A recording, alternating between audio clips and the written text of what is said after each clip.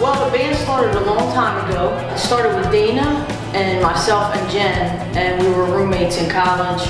We were sitting around one day trying to learn guitar, but my love was always drums. Yeah, like a lot of Christian bands, we began in church, church worship team.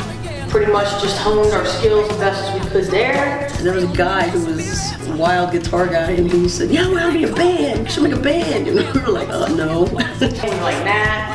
Then we did, and so here we are.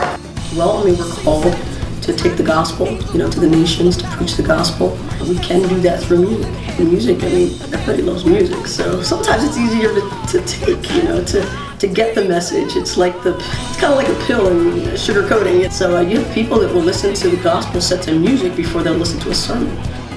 Dana has wrote some of the most passionate music, and I think that each one of us is real people with real problems. None of us came from privilege, but each one of us brought our real life problems. And I think that when you put all that music together, a little bit of joy, a little bit of sadness, but yet when we all are together and looking over each other's shortcomings and working together as God, I think, intended us to, it just becomes a beautiful thing.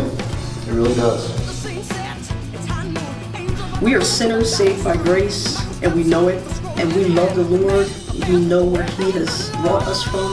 We love the Lord, and we love each other. So we have a good time. We want to show the joy of the Lord. We get to worship and we get to enjoy what God is doing. And I get caught up sometimes, and it just flows out.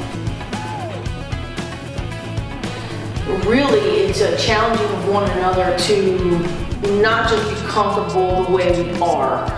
If Christ really did come so we'd be different, then helping one another to realize that and encouraging one another, I think. And when that happens, a lot of times it's on the stage. So when I'm playing, because I'm playing for God, I'm still playing with my friends, and there's a great intimacy that goes on there. And as a result, sometimes you know what your bandmates have gone through that week. And so in the weekend, man, they are just praising God and giving it all, even though it costs them something. Maybe it's a struggle all week, or maybe it's they're sick or they're down. They're real people, I'm a real person, so it really is something to see bandmates give their all. And I know that they're down, they're down and they're struggling. If you plant a good seed, that's the important thing. I mean, if you can touch their heartstrings the right way, you can change their life. Just a couple of words and something they didn't realize about themselves or didn't realize that God could do for them. And in those moments where you reach out to the people and you share your heart.